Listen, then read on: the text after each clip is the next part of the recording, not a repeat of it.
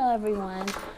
We're back for another season of Famicos Community Podcast, where we provide information on behalf of Famicos to the community. I am Ariana Johnson. I am the Communications Manager here at Famicos.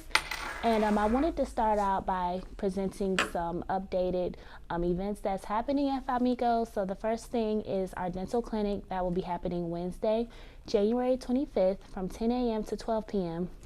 at University Towers and Doane. We have a partnership with Case Western Reserve School of Dentistry. And if you are interested in getting a denture cleaning, oral screening, or dental education, or even giveaways, please contact Miss Annetta Watts, our community health worker, via her email, awatts@famicos.org. Registration is required and transportation is provided. Also, we will be hosting a food distribution Thursday, January 26th from 10 a.m. to 1 p.m. at the Huff Multipurpose Building, 8555 Huff Avenue, Cleveland 44106. If you are interested, you can contact 216-791-6887 or go on our website at https://famicos.org. If you missed this one, don't worry about it. We will have food distributions every Thursday of the month, so we'll keep you updated. Just visit our social media sites as well as our Facebook page, social media sites as well as our official website at https://famicos.org. And then also, we're going to get to our topic of discussion, which is tax season. Our tax season is here. I know it's really very quick, it came very quickly, but it's here. And we don't worry about it because Famicos is here to help you with all of your tax preparation needs. We are proud to present an interview today. Miss Sadie Sadlin, our Program and Services Manager, and Miss Adrienne Mosley, our Program and Services Assistant within the Tax Department. So thank you, ladies, for joining us today. Glad to be here. Okay, and so we're just going to get to it. Okay, so what is the official time frame for tax season? So Famicos Foundation is a year-round tax site. Mm-hmm. So we prepare during the regular season, January through April, and then we again began preparation in what's known as the extension period. We kind of start that as early as June, maybe mid-June through the end of that period, which is October 5th. So the overall period for tax preparation begins this year, January 23rd. I think it will be April 18th in the regular season, and then we'll pick up again mid-June, and then should finish out October 15th. Okay. And what documents are needed to file for taxes properly? The documents that the taxpayer should bring in, number one, their ID, Social Security card, Social Security cards for any dependents that they may have, their tax documents such as W-2, 1099-Rs, interest documents, mortgage documents, anything that relates to taxes or taxes that they're paying. Okay, excellent. And why are filing taxes important? Well, for the most part, the Internal Revenue Code is there to assist the Treasury in realistically that whole process of balancing back what they send out for communities to use. And so taxes that are paid and utilized through services that are provided in communities. Ergo, paying your taxes helps pay into those laws that support those services that communities hold dear. Emergency services, recreation centers and services thus far, and things of that nature. People ask a lot of questions about services they do have and do not have in their community, but they don't a lot of times see the relationship of voting and the bills that are passed and any taxes and levies that are imposed to make that happen. And ergo, taxes exist and services are provided. Okay. And I'm happy that you answered that question, because taxes and community development, they really do go hand in hand. If you don't pay your taxes, then the money that is not invested, that what should have been invested, is not invested in the community and public amenities. Absolutely. So, who and what organizations are qualified to help prepare taxes? Because everybody can't prepare taxes. Well, that's a valid point. Well, some of the organizations, number one, we have a free tax site, okay? And it's to help the families in the community.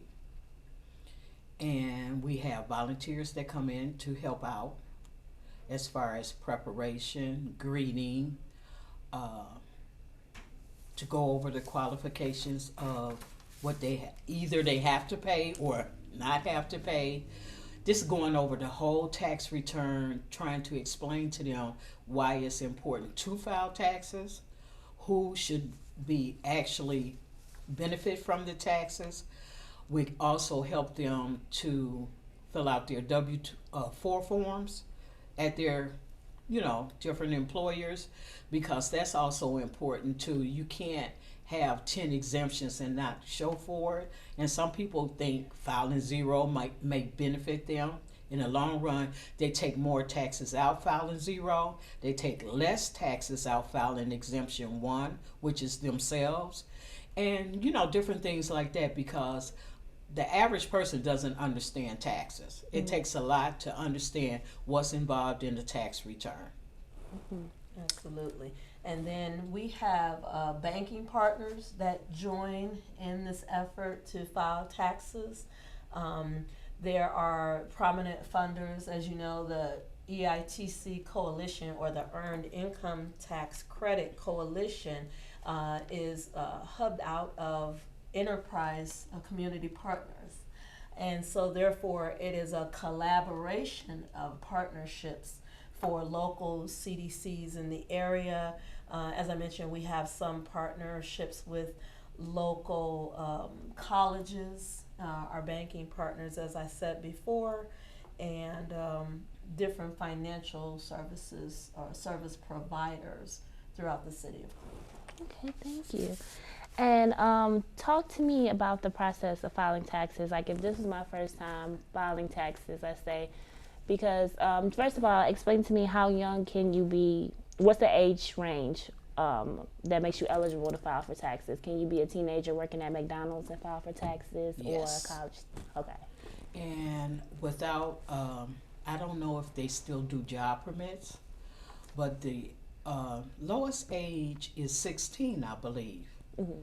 I'm not really sure, because they change that all the time, but you can have a job at 16 years old.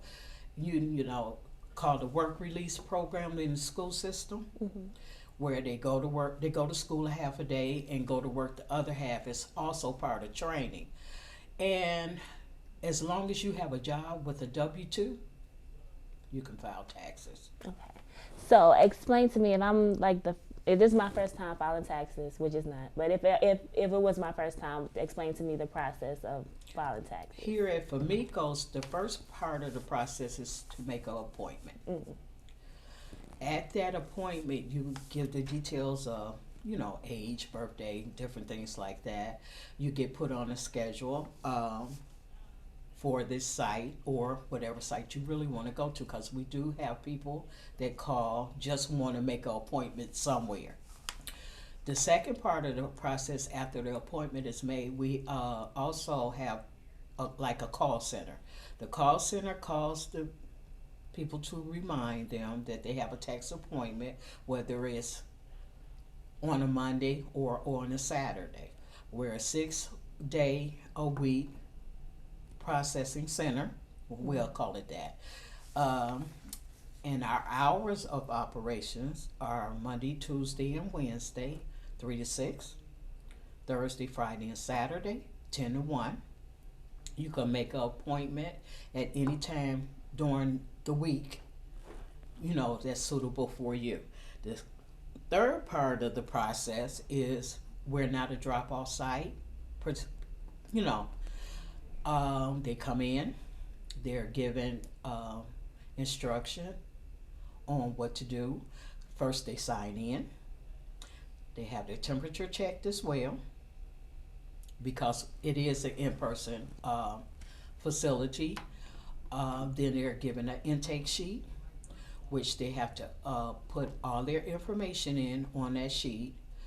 The forms that they have, the IDs that they have, the social security cards, all of that is prepared at one time by the person that's doing the intake for that person. Mm-hmm. Then after that, they have a seat, and the information is brought inside the tax lab. We do have a tax lab. We have 10 computers available to prepare taxes. The taxes are prepared with the information that's given from the client. It's reviewed by a second person.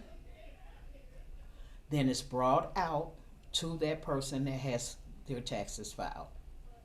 So we have a waiting area where they complete their intake packet. We have a consultation area with privacy screening so that we can go over those tax returns with those clients. So as Adrienne mentioned, once it's been prepared and then a quality review has taken place, which means a second set of eyes are look over that return to review it. Then it is brought over to the client in a consultation area, gone over with them, where they agree with what they find. Any changes to be made are made at that time.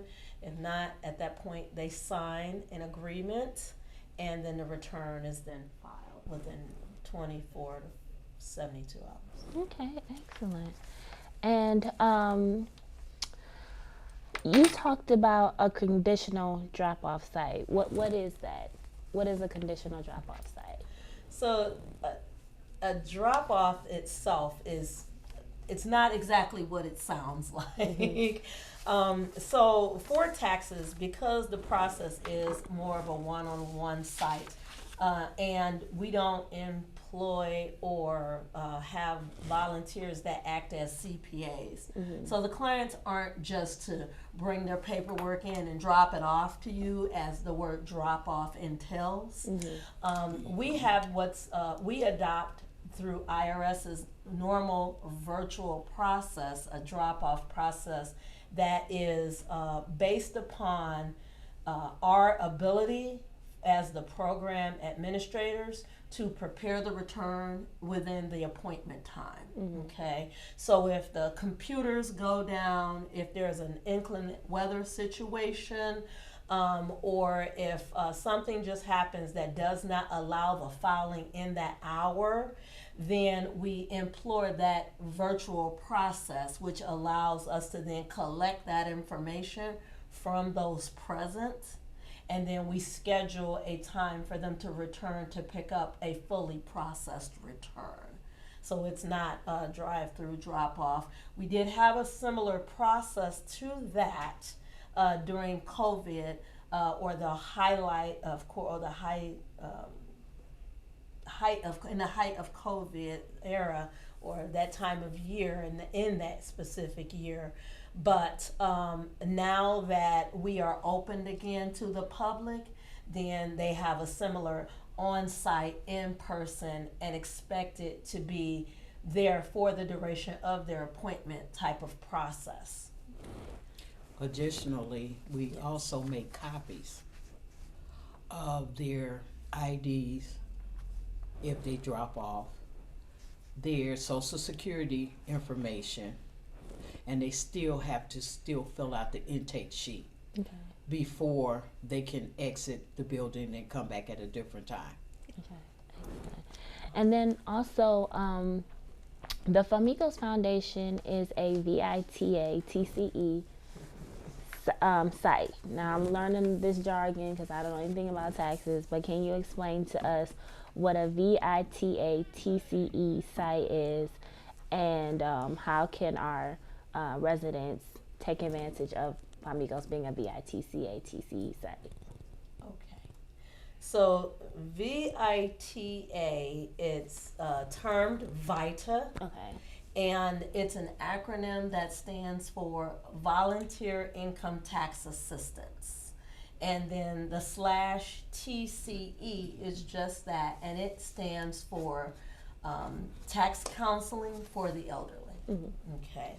As it pertains to our residents, there are Famicos residents, but all residents of community local and greater Cleveland, and sometimes beyond, actually visit our site to have their taxes prepared.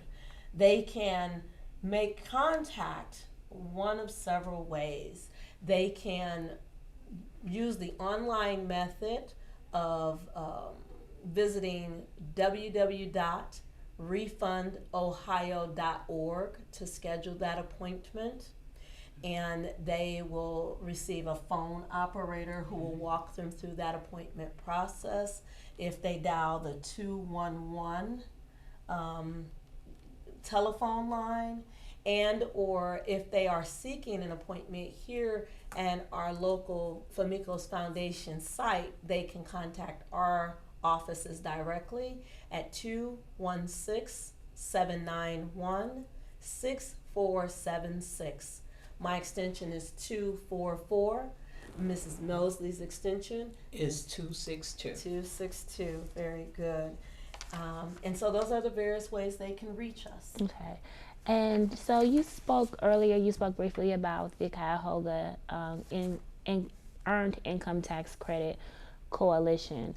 Can you expound upon that? Is that and the partnership that you have with Famicos? Can you expound upon EITC a little more and the relationship with Famicos and how someone could get involved with EITC even outside of Famicos? Very good. So, EITC Coalition is just that. It is the Earned Income Tax Credit Coalition, where the goal of the coalition is to do just that, ensure that individuals within the community or, really across the world who are eligible to receive an earned income tax credit can get theirs free by filing, and they can keep it. We have learned over the years that the monies that are leveraged by taxpayers during tax filing has a great impact in their community. And ergo, the minds at Enterprise Community Partners saw that early on. So the coalition is actually a collaboration of various agencies, organizations, and again, funders throughout the city of Cleveland. It is known as the Cuyahoga County Earned Income Tax Coalition because there is also a partnering with not only the IRS, but the local county government offices as well. They make this free tax program happen. Okay. And then also through the partnership with Cuyahoga EITC, there are volunteer opportunities that Famicos have. It's an intake person, sign-in greeter, tax preparer, and quality reviewer. Can you provide brief descriptions of each position? Okay. Intake person is the person, when a person walks up, it's more or less like a greeter. They get the, information, the name, what time their appointment is. They sign a sheet, and that's what I was going over before. Their temperature is taken either back here or in the tax lab or at the front desk when they arrive. They're given their information, what they need to fill out. They have their documents. If they're dropping off because of conditional We take a copy of their socials, their IDs. We'll make copies of that and return the originals back to them and put the copies inside of their packet that comes to the tax preparer. The sign-in greeter is that, again, the person that they first see when they come back to the tax area. And they welcome them to Famicos and the tax program, and then they give them the information that they need. The tax preparer is the person that's inside the lab that gets the documents from the greeter to prepare the taxes. Okay. The quality reviewer is whatever the preparer puts in. The quality reviewer goes over that same information that was prepared to be sure everything is what it's supposed to be. If they have all the documents, if the intake person forgot to sign certain things, let certain things go, or if everything was put in at the time of preparation. Okay. Thank you. They also implored through the EITC another category of volunteerism under what's called an ambassador. And then also EITC has an awareness day. You want to? Can you guys talk briefly about that? That's interesting. So every year at the start of the tax season, the idea is to get the word out. Okay, just get the word out. Help people understand what EITC is, because they hear it, and people have mixed ideas about EITC. People who file their taxes understand that it's a credit they may qualify for. There's a lot of marketing material that comes from other entities that say, hey, you may qualify for this. That EITC Awareness Day gives us an opportunity to really kind of toot that horn about what EITC is all about, who qualifies for it, answer questions about income, whether you have to have children or not to get it, because that's what everyone thinks, like, oh my God, you have to have children to get this earned income tax credit. But the credit itself is just that. It's an earned income tax credit. You must have earned income. But yeah, absolutely. And then they've actually just reenacted a law for those residents or taxpayers who are 65 and older, where they are now able to once again receive that credit. And so that makes them extra excited as well, because it used to be in the tax law where you had to be under 65 in order to get it, and at 65 you would no longer receive it, but you would receive this increase to your standard deduction as kind of a give and take. But when they reenacted that law, that was an awesome thing. We saw a lot of happy people last year as that took off. Because they did not know that they were going to get a refund. Oh my gosh. And so things that there are different things that happen throughout the coalition or amongst the different coalition partners to market and put on an EITC Awareness Day. Here at Famicos, we don't have a bunch of staff that are involved in that besides Mrs. Mosley and myself. So we try to gather a couple of staff members. We're looking at doing some marketing campaigns in the neighborhood, just to kind of emphasize the day this year. So excellent. And then speaking of galvanizing or recruiting people to emphasize what you guys are trying to do specifically with EITC Awareness Day, you also have internship opportunities available at Famicos. So do you all want to talk about the internship opportunities that are available within the tax department? Okay, that's safe. So as it relates to an intern, what I've found over the years is most of our larger population of volunteers we do get from like an alumnus population.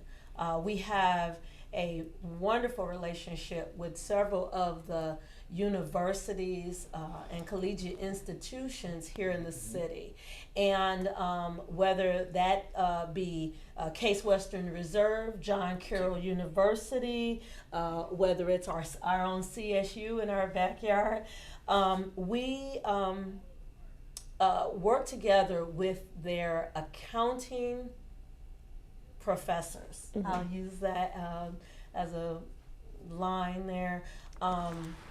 And the accounting professors are working with students who are looking to actually do that, become CPAs or work in the various fields of accounting. And so being able to participate in a tax program gives them that experience to go on into the field that they're going into as it relates to accounting or finance. Let's see, so with us, we try to then capture more of that output information by utilizing an intern who can come in and understand a broad spectrum of the financial world and kind of give us some output, a tangible thing that we can see and develop, and give us ideas for future endeavors in the tax program. Excellent. Okay. And so I just want to, go back to the tax preparation. We've talked a lot about tax preparation, but I want to talk to or speak about it a little bit more briefly. How can someone prepare for tax season all year round? Because I know a lot of people get angst about preparing for tax season when it happens, but how can somebody prepare for it all year round to lessen the anxiety? Well, number one, usually if you're working of the working nature, you're waiting a year actually for your W-2s to come out, which each employer has to January 31st to get that information to you. A lot of people start collecting their information for like city taxes, state taxes, federal taxes all year round by keeping receipts, especially if they're going to itemize. They should collect that information the whole year. They shouldn't just wait till it's tax time and try to find all the information because they might miss something.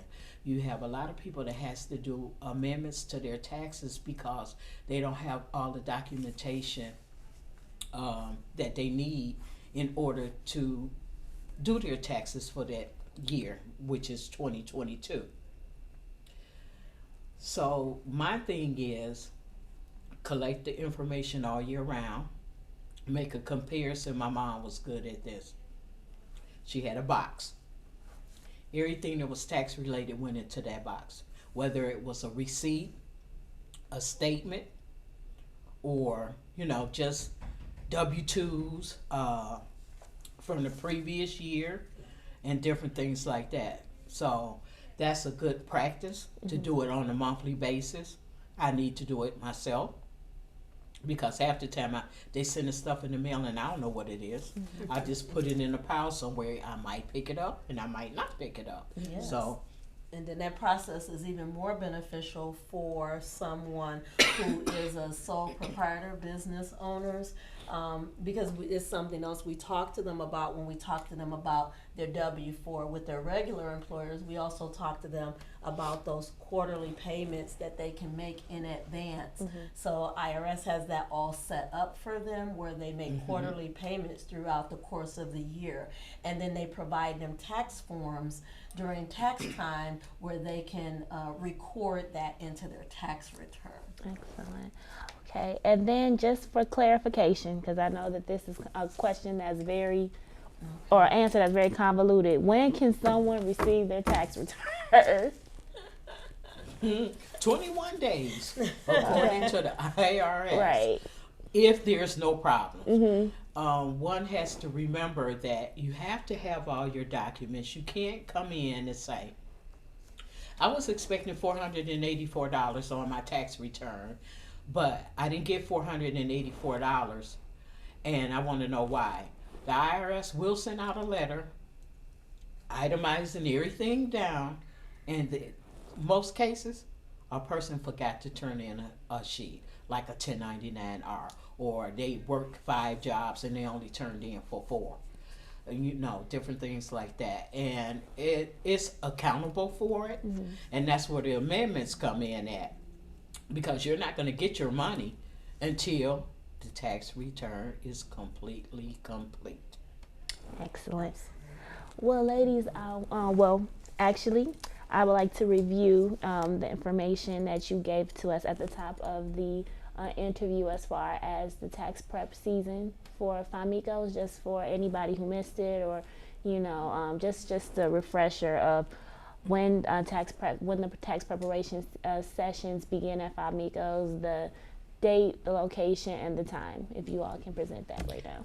Well, the date is January 23rd, 2023, which is Monday, this upcoming Monday.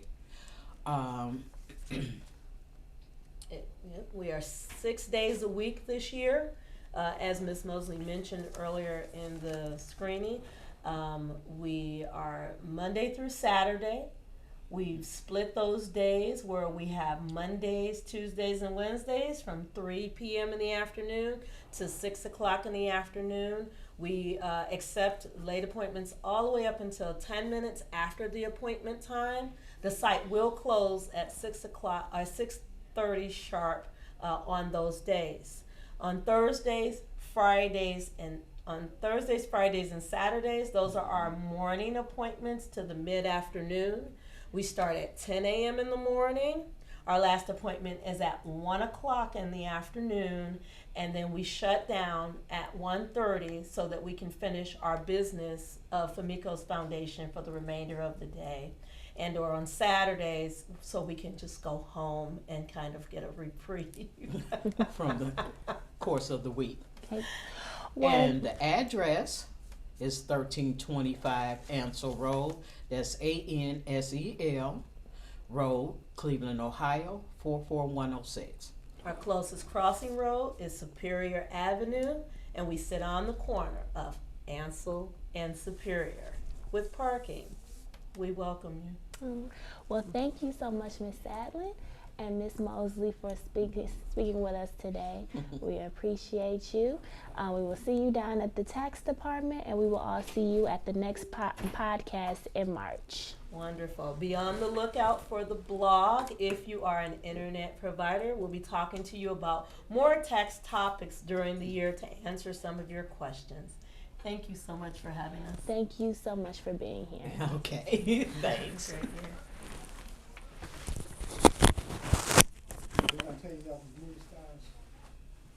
Hey, shake. We had a quiet time, so I think she'll just edit. She could take that off.